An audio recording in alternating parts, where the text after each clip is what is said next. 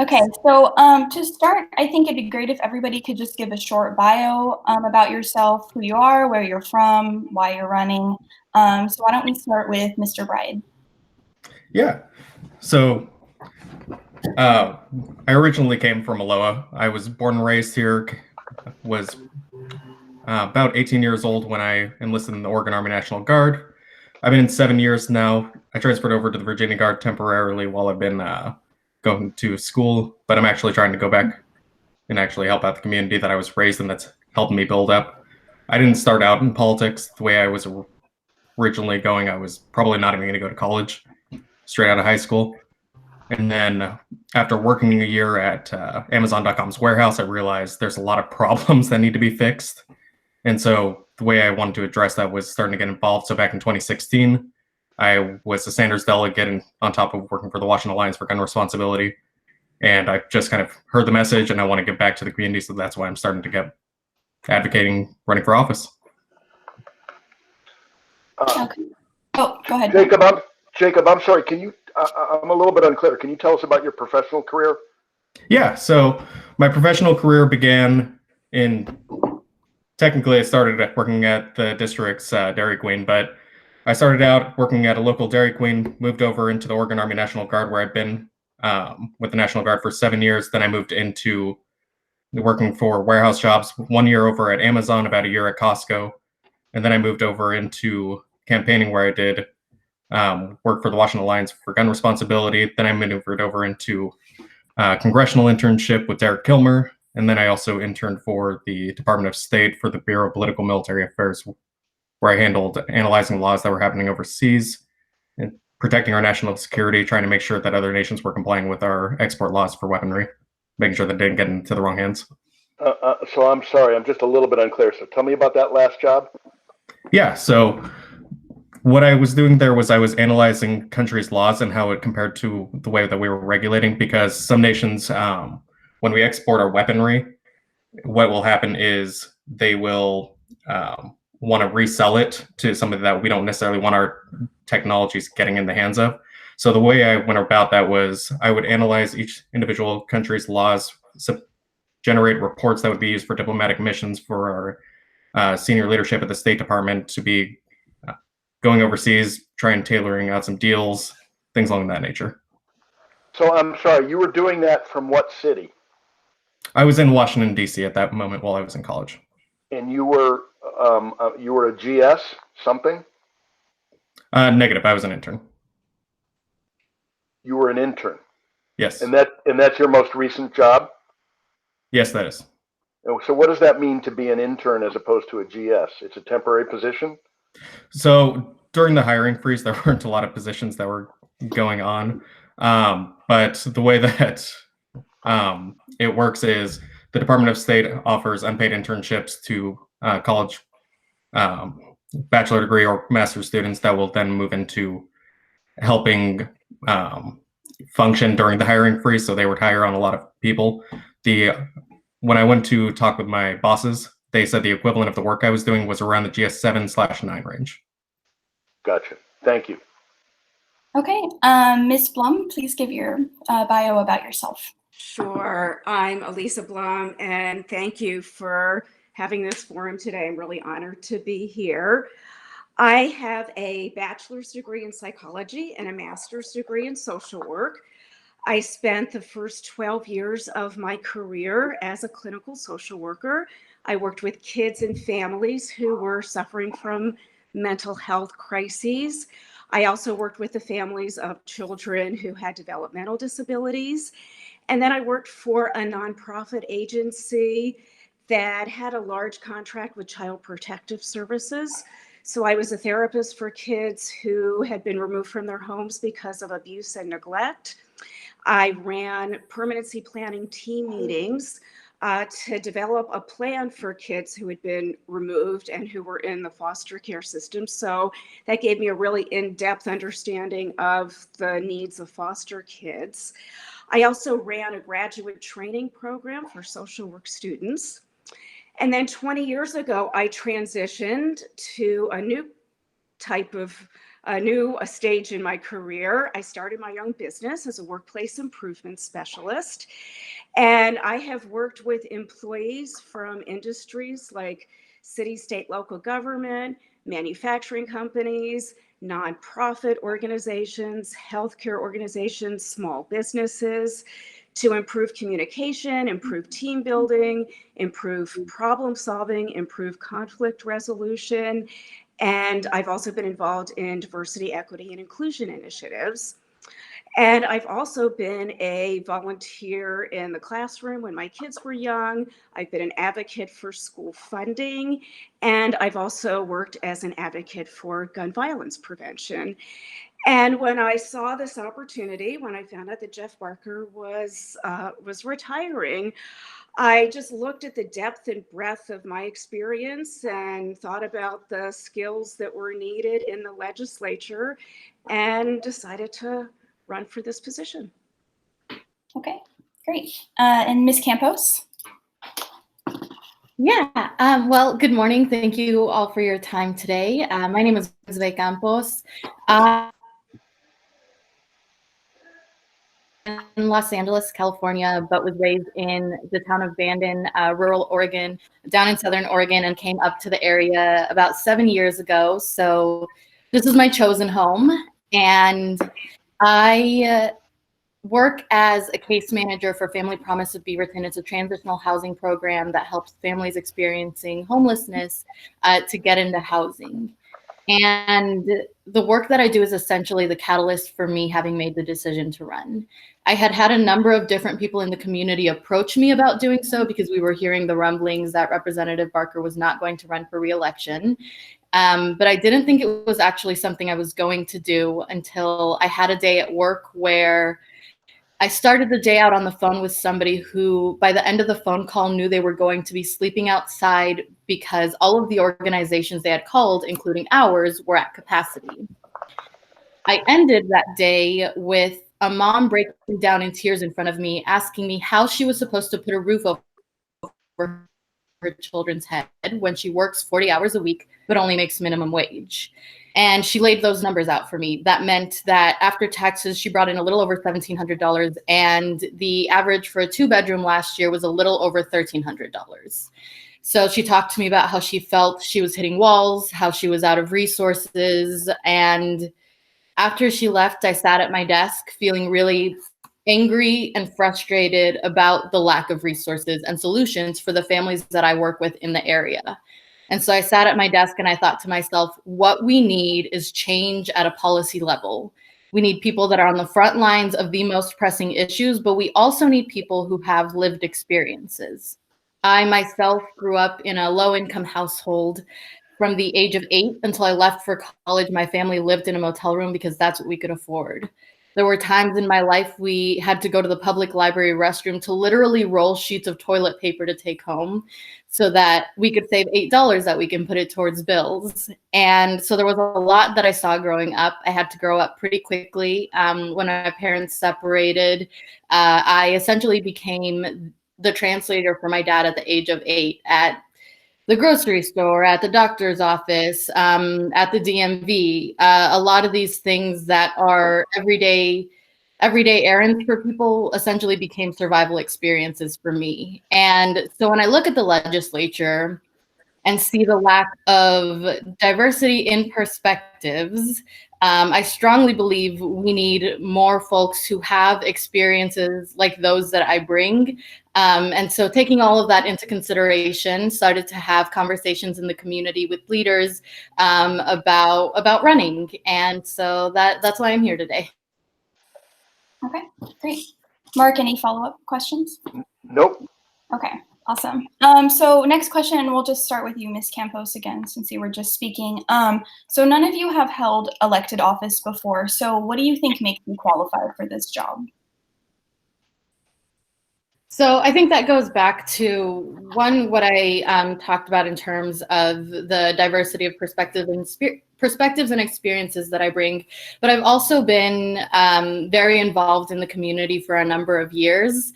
I have volunteered in a number of different ways, including 5 years with the Washington County Democrats. and have done a lot of work with them, and have gotten to know the community in ways like that. But I also, right now, with the work that I do, am very invested in the community, and I'm on the ground seeing what the issues are. I mean, right now in this time of COVID, I can tell you a lot of stories that I'm hearing from the folks that I work with, from the calls that I'm fielding. And I think so that brings, a depth of experience and connection with the community. But I also, with the work that I do, have to have a certain level of skills, including patience, the willingness to listen to people, to really hear them, and to meet them where they're at. And at the end of the day, I think that's something that we all want from our legislators, is to feel heard, is to feel represented by them. And that is why I think I'm uniquely qualified for this. Okay. And Ms. Blum, same question to you. Sure. I've had years of experience of bringing people together to solve problems. And we know that there's a lot of divisiveness in Salem right now.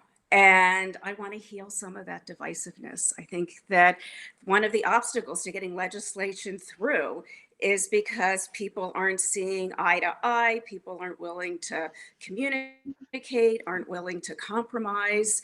And that's the area that I've been working in for 36 years, is in helping people figure out how to work better together. So that's one of the reasons I think I'd be an effective legislator.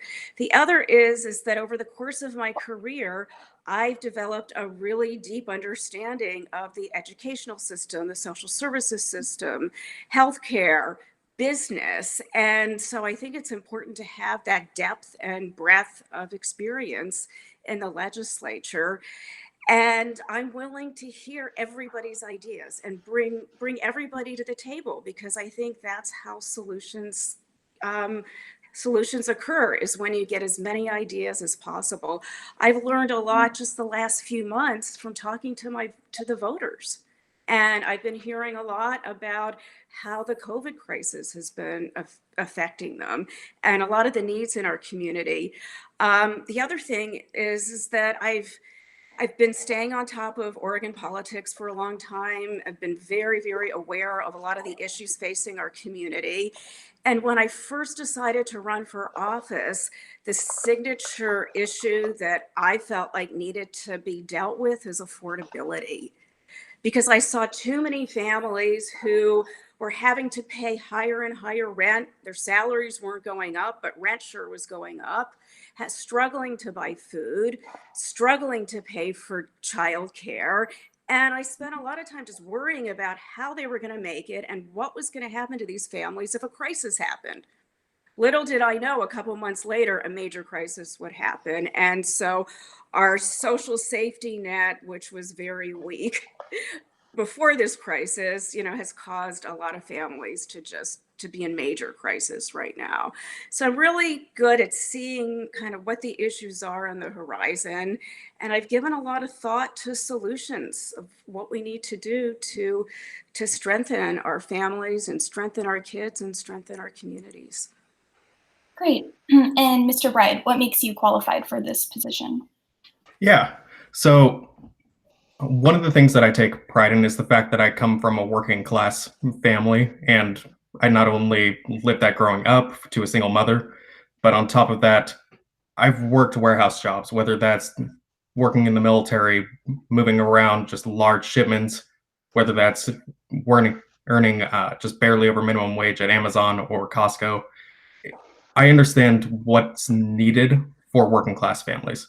And that's what inspired me to run. And the way that I want to take that knowledge is I want to give power back to everyday voters that have been disenfranchised, which is why campaign finance reform is my #1 issue. And when I first started realizing that I wanted to get into politics, I knew I needed some government experience before I would attempt to be able to run for office. So one thing that I really think qualifies me is the fact that I have been able to connect with constituents at the level of a federal congressional office, getting to hear people's problems that are going on, what's happening in their community that needs to be translated into laws later on. And then on top of that, when I worked at the State Department, I've been able to analyze and interpret laws to where we actually are able to build on those previous ones and make effective decisions later on. Thank you. Can I interrupt here? Yeah, Tess? of course. Yeah, go ahead. Oh, sorry. So Sorry. can I ask you? You are holding your experience up as the reason why you ought to be elected. Can you help us distinguish between the three of you politically? This is going to involve you talking about your opponents, but you know, how are you likely to be different? Not in terms of your effectiveness, but in terms of your political views. Can someone weigh in here and help us sort through the differences?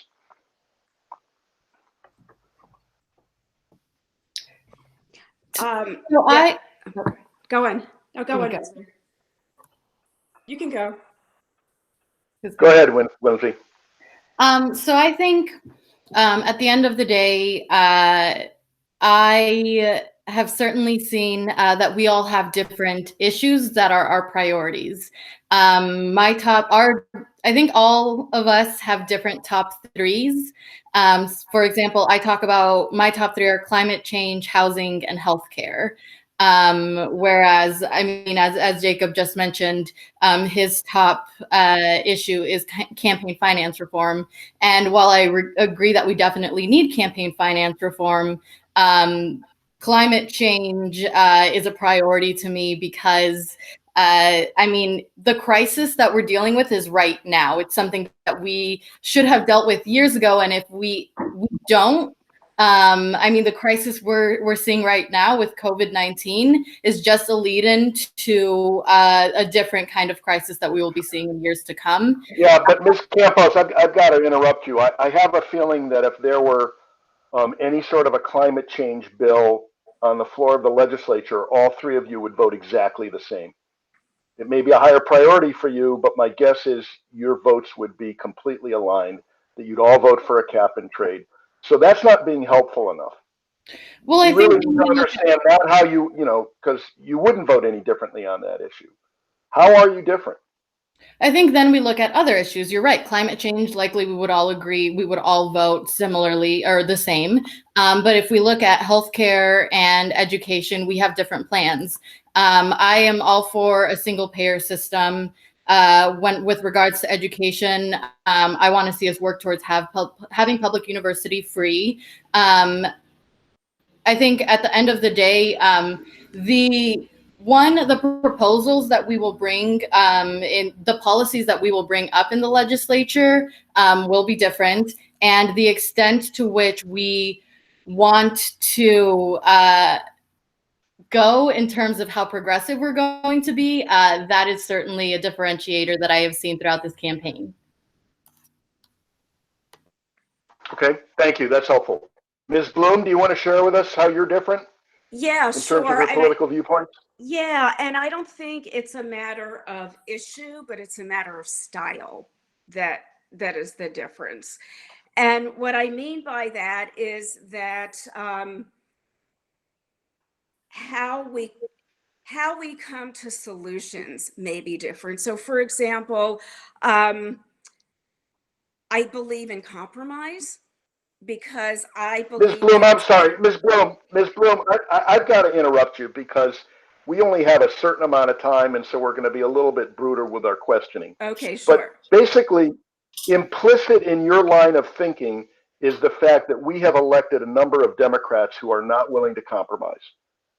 Since Democrats are in control of both chambers in the executive office, it seems to me that if you're criticizing a lack of compromise, you're really criticizing the party in power.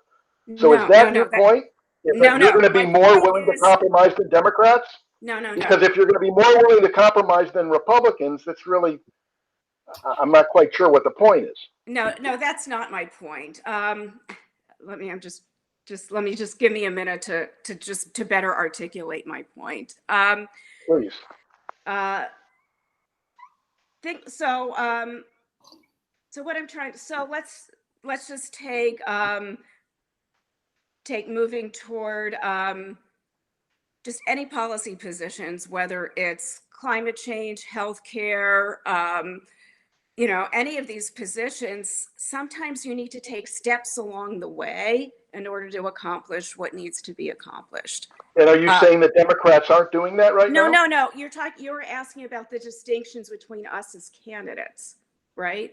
No, but I mean, I'm focusing now on you keep coming back to the fact that your experience professionally Right. is going to allow you to work with others and to compromise and find solutions and bring everyone to the table in a way Right. that nobody else can do right now in Salem. No. You're, That's not what I'm saying.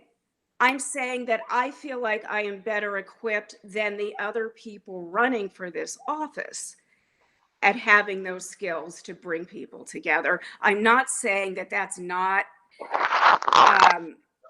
that's what I'm really trying to say. And then so that I think that we need as many people in the legislature with those skills as possible in order to be most effective. So can I respond to that? Mm-hmm.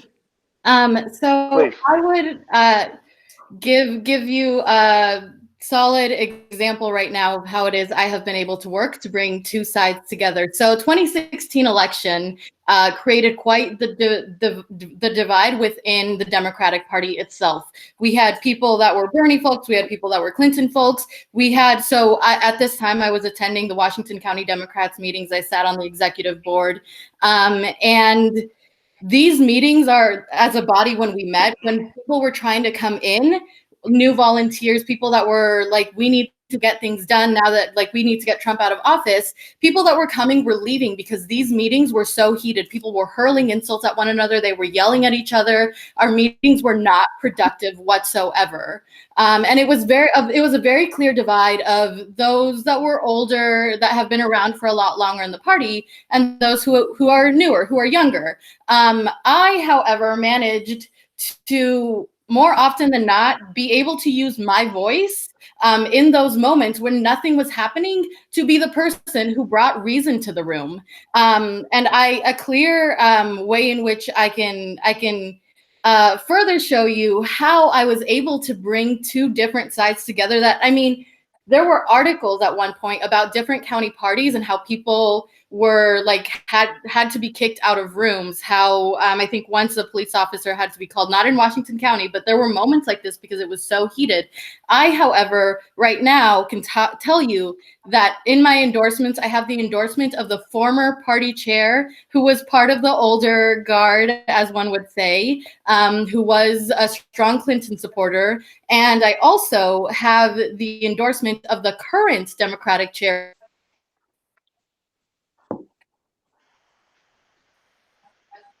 was the more progressive, as the Bernie folks were sharing that they were. And that was because I was able to listen, I was able to understand, and I was able to bring people together. But I think also one of the things that I want to address in what my opponent has mentioned is that compromise is important.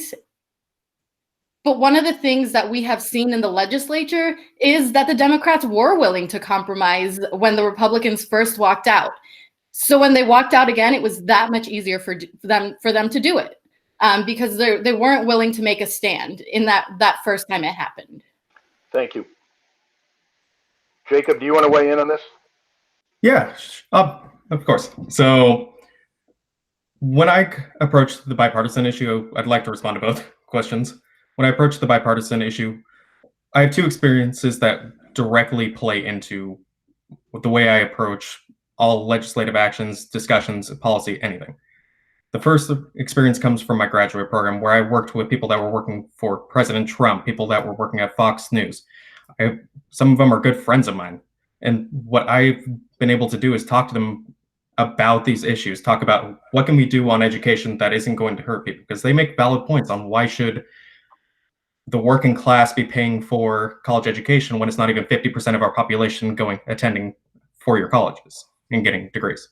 So the way that I see it is one policy compromise there is actually bring in usury laws. So if you have to take out private loans because your education expenses are happening, such as in the case of myself, where my college tuition wasn't funded through the federal government, So the way that I had to do was take out private loans at 11%. And what that does is it hurts our working class by trying to say that you have to pay that bill just because the federal government isn't doing their job. And the way I would go about that is saying, we need policies that are actually going to work for everybody, not just those in our base. And that's how I would approach that issue. Mark, any follow-up questions on that? Okay. All right, well, let's move on to the next question. So District 28 is a bit different than how it was when Jeff Barker won the seat 2 decades ago. So in your opinion, what is the most pressing issue in your district right now? And how would you address it if elected? And please be specific about that. Let's start with Ms. Bloom.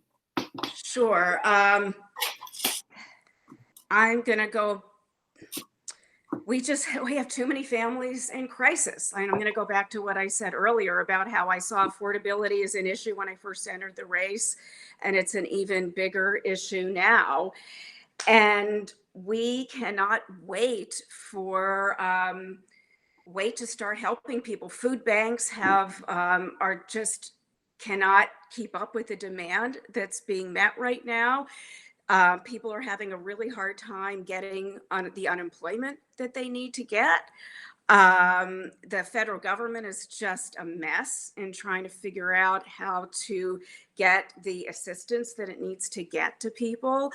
And I think that our government needs to act now to get food vouchers and housing vouchers to people that are needy, because we have a lot of people that are not very well off in our district. And so I'm just really worried right now about their well-being and the need to get assistance as soon as possible to them.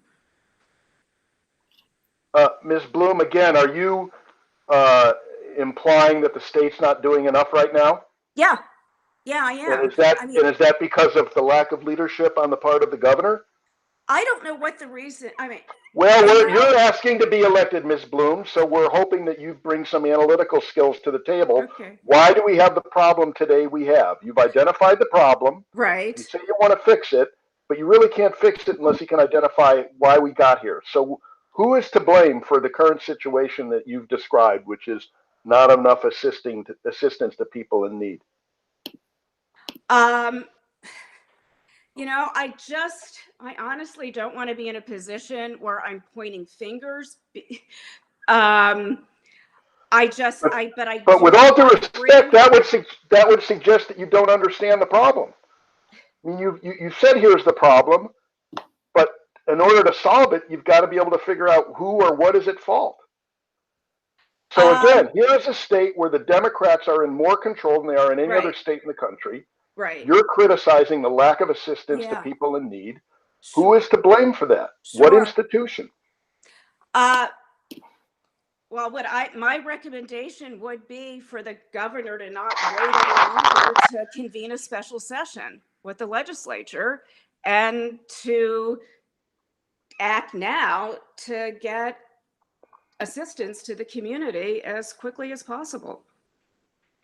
And if the state has no resources, where do you suggest they go to get them? Should we raise taxes? I think we need to look at our tax structure. We've What got does a that lot mean? of problems with our tax structure. We have been dependent on income tax and property tax as our main source of tax revenue for too long. I have lived through many recessions in this state and have seen that as soon as incomes drop, school funding drops, social service funding drops, and we need to look at a variety of ways to make our tax structure stronger.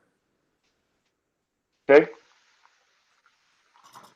Okay, let's go now to Mr. Bride. Same question to you. What is the most pressing issue in the district today, and how would you address that if elected? Yeah, so what I've been seeing a lot in the district is the cost of housing is just growing exponentially. And the way that I see that, that's probably the most pressing issue that we have. And the way that I approach this issue is I want to expand transportation, specifically in rail, so that way people can commute to work a lot cheaper and move out further away from, say, Portland City. Because if you have transportation that means for people to move out further, and get to work at a reasonable time without spending 2 hours, 3 hours in traffic, you're going to see results in housing prices dropping because there isn't that demand around those major population centers. And so I think that's the major issue, because families need to be able to afford to live not on 75% of their income for their housing. And that's what I'm fighting for. Okay. Mark, do you have any follow-ups? No. Okay. All right, Ms. Campos, do you want to answer the same question, please? Yeah, so Tess, you are absolutely right. The district has changed quite a bit in the time that Representative Barker has held the seat. It is definitely more blue now than it was when he started. We have more renters now. It is much more diverse. And to me, the clear issue that the district is facing and that is touching all corners of Oregon is housing, and specifically in the district, which has which includes the Beaverton School District. The Beaverton School District has the highest number of students experiencing homelessness in the whole state of Oregon. And the school district has come out at the top of that list for a number of consecutive years. And that statistic surprises a lot of people, because when we think of the issue, more often than not, people think of the downtown streets of Portland.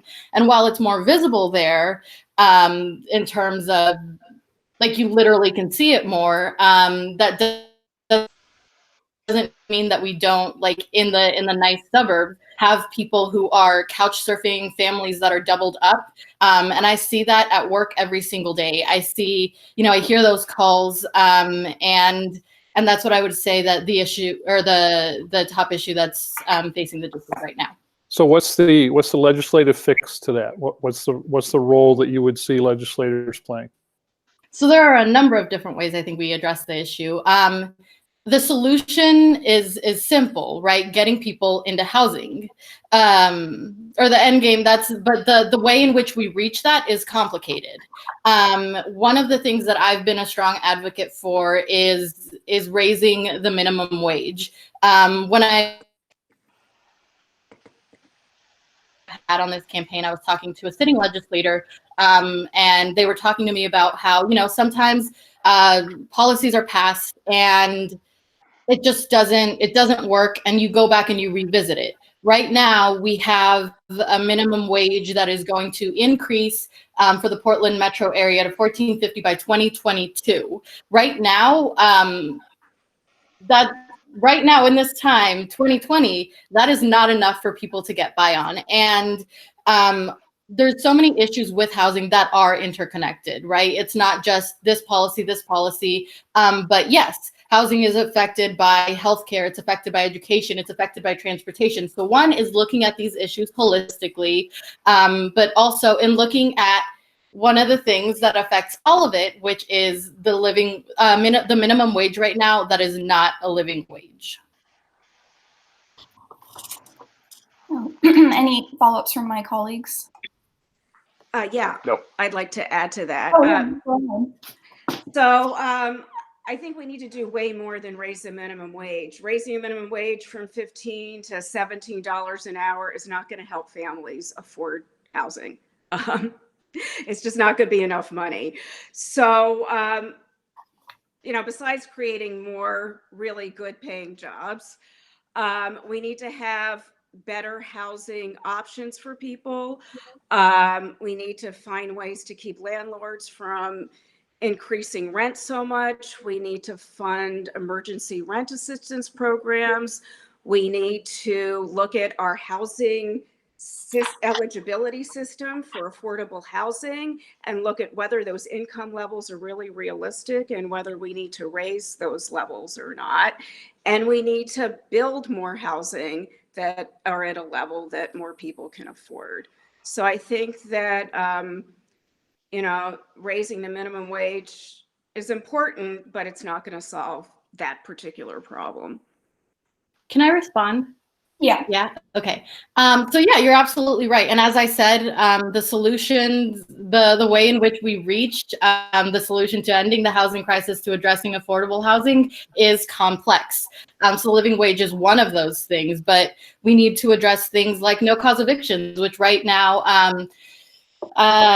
is still possible. People can still get no cause evicted within the first year of their tenancy, which more often than not is the time that they need to get settled in somewhere. I can tell you that those kinds of policies that exist right now are used as tools to discriminate against those who are low income and who come from communities of color. I can tell you that 2 summers ago, my dad was no cause of.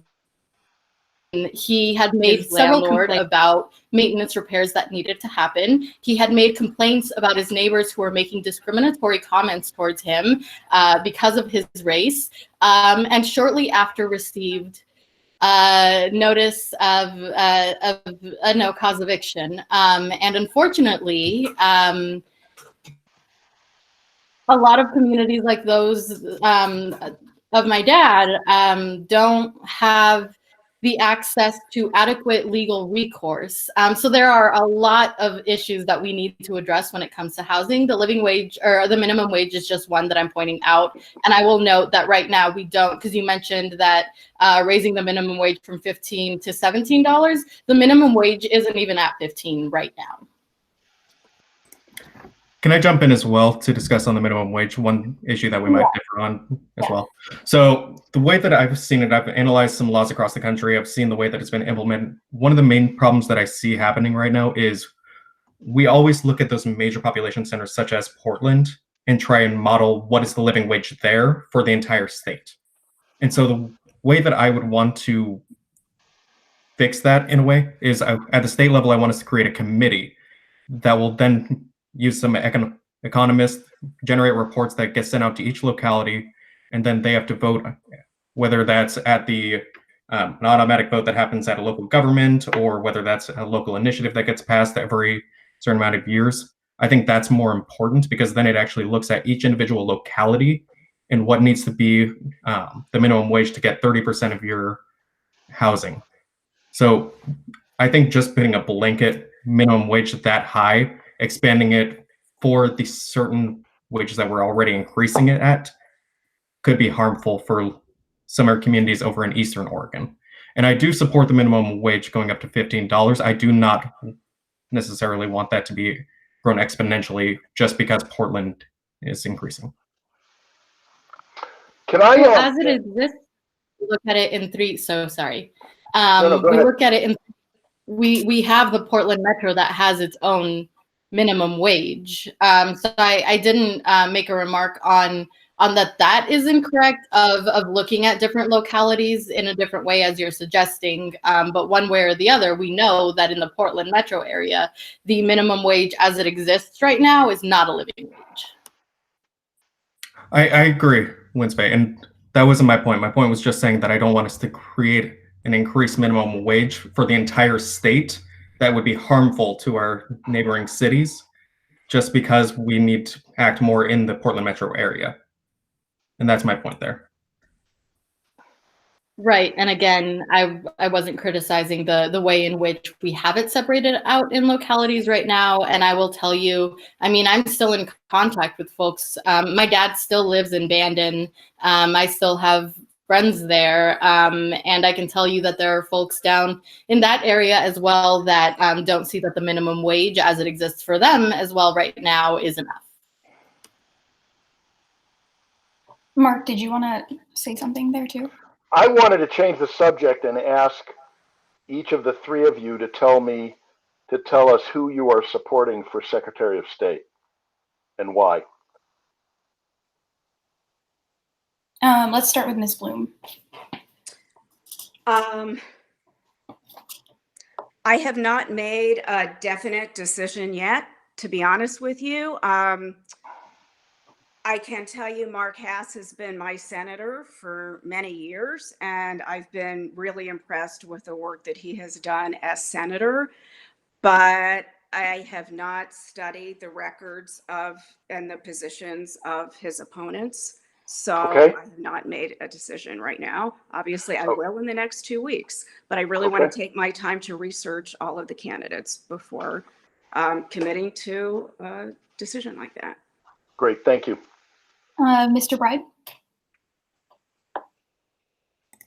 Yeah, so I grew up during a lot of the time that Senator Hass had been helping us out in the education realm specifically. But the same kind of goes for me. I'm not ready to specifically endorse any candidate for Secretary of State. Okay. Ms. Campos?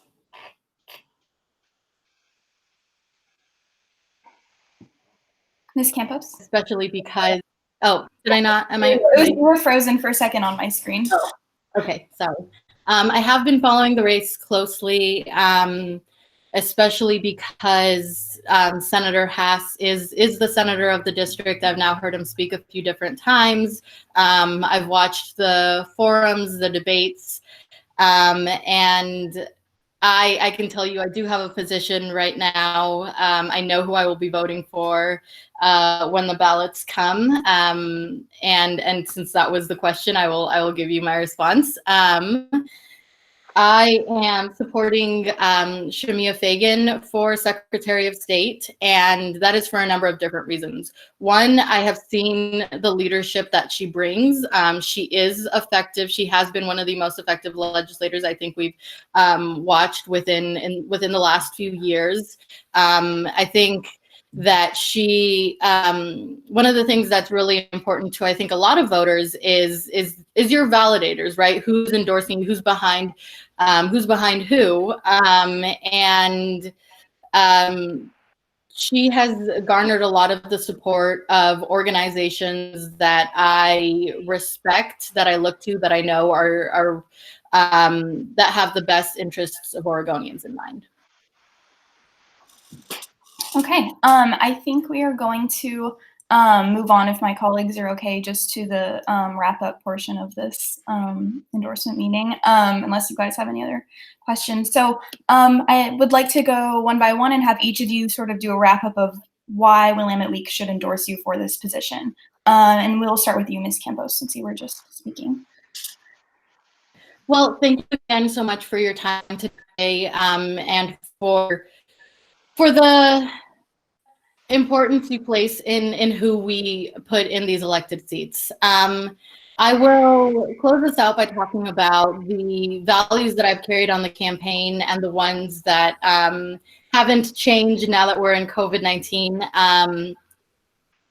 I grew up in a household where I got to see things like my dad stand up at a school board meeting and advocate for why teachers need higher wages. I got to see him being an advocate for needing a community garden in the community so that everybody could have access to it.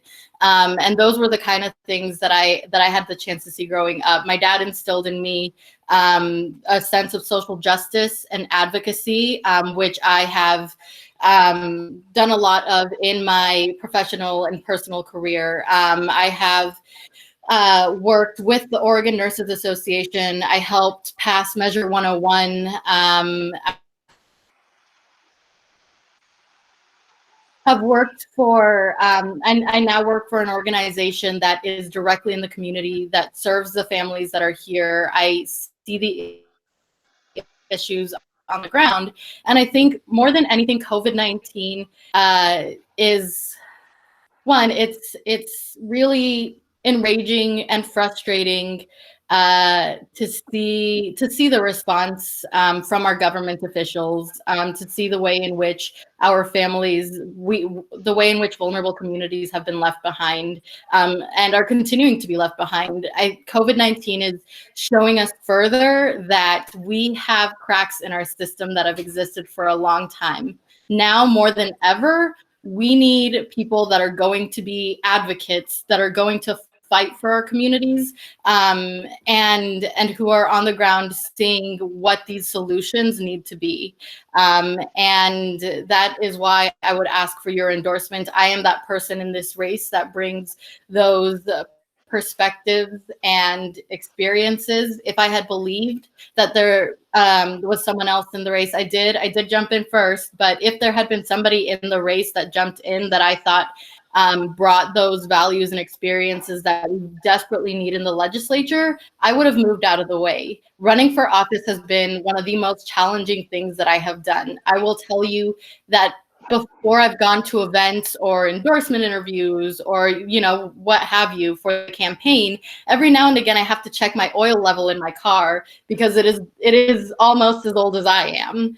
I last year got a notification of a rent increase and had to figure out how I was going to afford that. And so I ended up cutting back on my healthcare. So I don't have healthcare right now because it was one of my biggest expenses. And after doing the math, because I am young and healthy, it just made more sense for me to pay out of pocket than be on the marketplace, which is something that should not make sense. But all of that being said, one of the things we don't talk about is how expensive campaigning is for a candidate. It is not meant for working people. It is not meant for someone that comes from a background like mine. I'm not supposed to be here. And that is why I'm running. Okay, thank you. Ms. Bloom, same for you. Sure.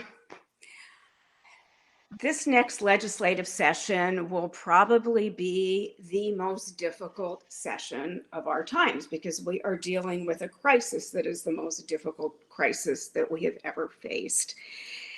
And because of that, we need leadership with the depth and breadth of experience that I bring to the table. I understand how business works. I understand how the healthcare system works. I understand how the educational system works. I understand how child welfare works. And so we're going to need to make some tough decisions. We're going to need to make some tough decisions around taxation. We're going to need to make some tough decisions around effectiveness and efficiencies of state agencies so that we're using our taxpayer money wisely. And I have lots of ideas around how to do that and have the experience, the life experience and the work experience to make some of those difficult decisions that we're going to have to make so that we can get through this crisis. I don't think that the job of a state legislature is an entry-level position. I think it's a position that requires someone who's been in the workforce for a long time, who's worked in the social services world, who's worked in the business world, and who can understand the complexities of the issues that we're dealing with so that we can find solutions that are as effective as possible. Okay, and Mr. Bride. Great. So the reason why I think that you should look at endorsing me is I am the candidate that's actually fighting with, how do you say? So my number one issue right now is campaign finance reform. This upcoming election, when it comes to November, we're going to have a ballot initiative to amend the Constitution of Oregon that allows us to finally change campaign finance. I'm making this my issue because in this next legislative session, we are going to have the opportunity to finally make a change that is going to help working class people. And I'm advocating for policies that will directly help not just my district, but all of Oregon by pushing some of the demand that's happening in our high population areas by expanding rail. And it will generally help everybody, just because when you invest in the workforce, helping people get to work, helping them bring down their bills, it genuinely does help people. And people in my district, such as my friend Omar Hernandez Lopez, he is currently a DACA recipient that is scared from what's going on in the federal government. That's why I've come out with policies that are going to say that I don't want ICE pursuing anyone based off of that is a DACA recipient. I will not endorse our law enforcement working with them. And I'm here fighting for our communities. And that's why I'm running and I'm seeking your endorsement. Okay, and we are asking everybody sort of a fun question. So we'll wrap up. This is our last question, and we'll just start with you, Mr. Bread. What is one thing that you will remember most about being in quarantine right now? Ooh. Okay, so for this endorsement, I actually did shave off, but it was the first time that I've been able to legally grow out my beard for the first time in 7 years. Because I'm in the Army National Guard. And that is one thing that, for the fun aspect, that was fun to challenge. But one thing that I'll take away is just how impressive our community has come together. This is more on a serious note. Our community has come together in ways that you can't even see, whether it's the 649 that's giving pay-as-you-go soups, or just local businesses trying to stay afloat, people helping pitch in, and it's just great seeing the way everyone's contributing. Okay. And Ms. Campos, same question to you.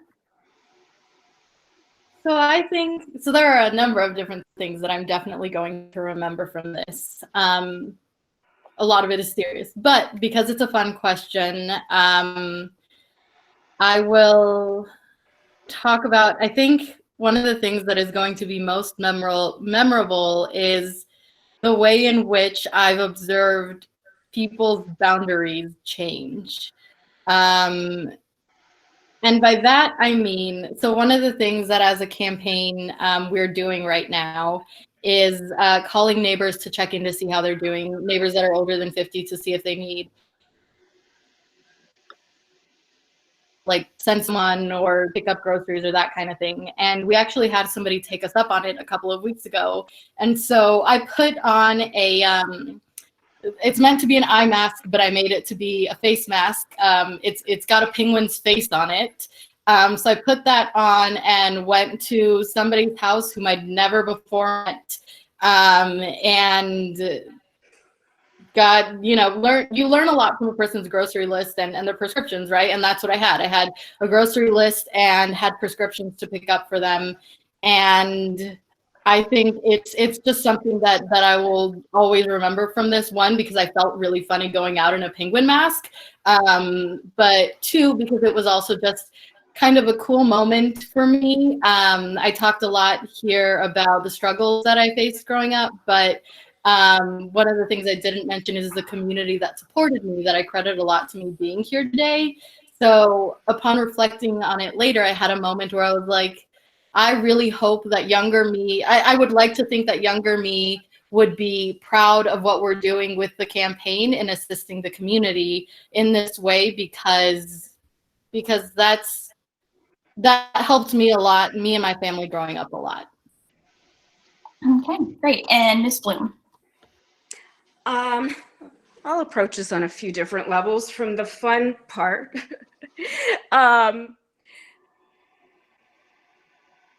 dealing with my hair has been challenging for me. So, and like other people, we're kind of have to be left to our own devices to to deal with things that we normally get help with. So, but also, on a personal note, I have my daughters are young adults. They're in their 20s and they're home. They're in my home. And so I'm really happy about that I get to be with my kids during this time. But the other thing that this has really brought to mind is how we need to appreciate people in jobs, like the people that are cleaning our hospitals and the people that are cleaning our grocery stores that we frequent, the people that are driving our buses, and they're definitely not getting paid enough, and are not getting the appreciation that they deserve. And then the other thing is that I'm really grateful to be living in Oregon, because we acted quickly with the stay-at-home orders, and because we have a culture in this state where I think people are pretty compliant, and when the governor says stay at home, people stay at home, which isn't the case in other places that I've lived. So I feel really grateful to be here, and that we have not suffered as much so far as other places. Awesome. Well, thank you all so much for taking the time to chat with us today. We'll definitely be in touch soon. Yeah, I don't have anything else to add. I don't know if my colleagues have anything to say as well. No, thank you all. Thank you. Thanks, Thank everyone. you. Bye-bye. Bye-bye. Thank you all. Bye.